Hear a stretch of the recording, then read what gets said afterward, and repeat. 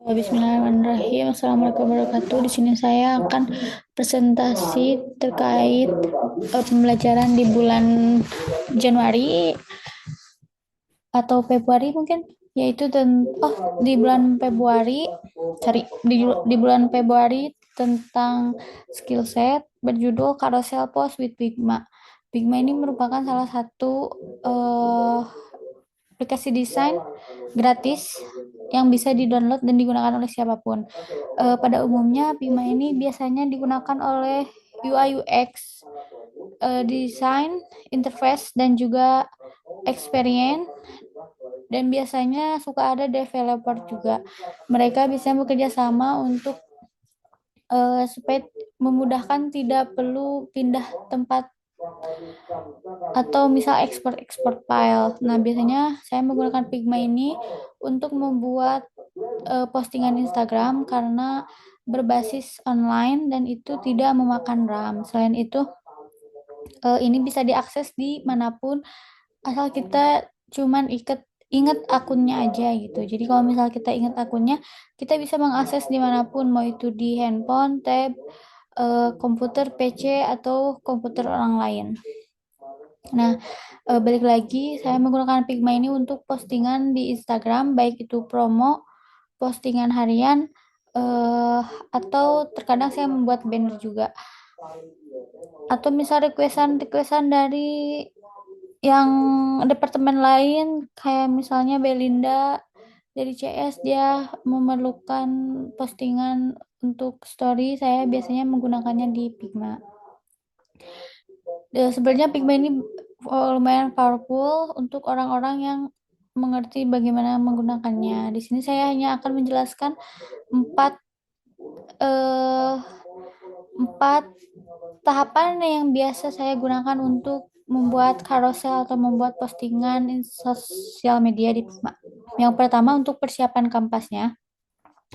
Instagram itu memiliki berbagai macam ukuran ya. Enggak hanya satu untuk postingan aja. Dulu postingan Instagram itu persegi 1080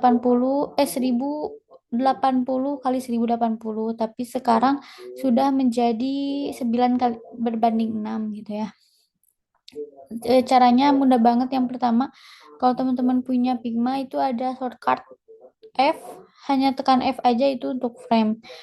Eh, Biasanya saya untuk menggunakan postingan itu di rasio 9:6. Kalau dulu 1:1. Lalu untuk eh,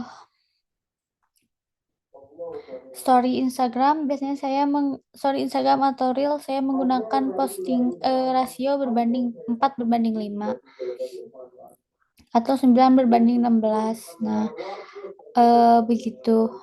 Lalu setelah itu saya lanjut ke tahapan berikutnya, yaitu sistem tipografi dan warna style.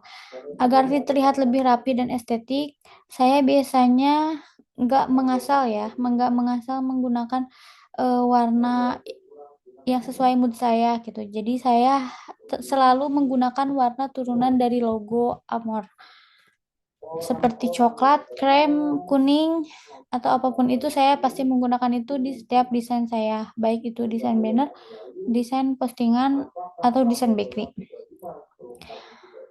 Karena sesuai arahan yang telah saya pelajari, biasanya color style itu mengikuti warna brand yang kita eh, bekerja gitu. Misal kayak primary, secondary, accent, biasanya itu sudah ada tatapannya. Untuk teksnya, saya biasanya menggunakan untuk headline, subline, dan body text. Selain itu, saya juga sering menggunakan auto layout. Itu sangat membantu. Caranya mudah banget, cuman klik shift plus A. Nah, itu biasanya eh, font yang kita mau tuh pasti akan tersusun rapi. Dan ini sangat berguna banget untuk konten carousel ataupun untuk UI UX design. Lalu cara membuat carousel supaya nyambung gitu, tidak terpotong-potong. Biasanya saya duplikat di kiri kanan. Maksudnya di desain kiri dan kanan gitu. Jadi saya duplikat 2 kali dan saya copy dan saya sambungkan dengan tentunya dengan ini ya, dengan tools yang sudah tersedia di Figma. Kalau yang eh, saya pelajari di materi pembelajaran kemarin, mereka menggunakan opsi clip content. Nah, sebenarnya untuk clip content ini nggak jauh berbeda dengan yang biasa saya lakukan. Lalu setelah itu komponen dan variabel reuse atau reusability. Nah, ini biasanya sangat membantu sekali. Jadi contohnya misal logo, penempatan logo dan lain-lain itu saya sudah simpan, sudah diarsipkan di Figma agar nanti kalau misal buat desain tuh nggak dari nol lagi gitu. Kalau di pembelajaran saya kemarin mereka menyimpannya di main content, tapi kalau saya biasanya menyimpannya di satu frame khusus. Misal untuk story, untuk Instagram saya simpan kosongan, itu hanya ada penempatan layout untuk logo dan lain-lain. Lalu eh oh ya, untuk main konten ini sebenarnya sangat cocok untuk UI UX design, tapi karena saya menggunakannya hanya untuk media sosial, saya jadi cukup membuat yang saya tadi bilang, yaitu satu ukuran postingan atau story yang kosongan lalu disimpan layout untuk dipakai terus-menerus. Selanjutnya, mungkin hanya sekian dari saya. Mohon maaf apabila salah kata.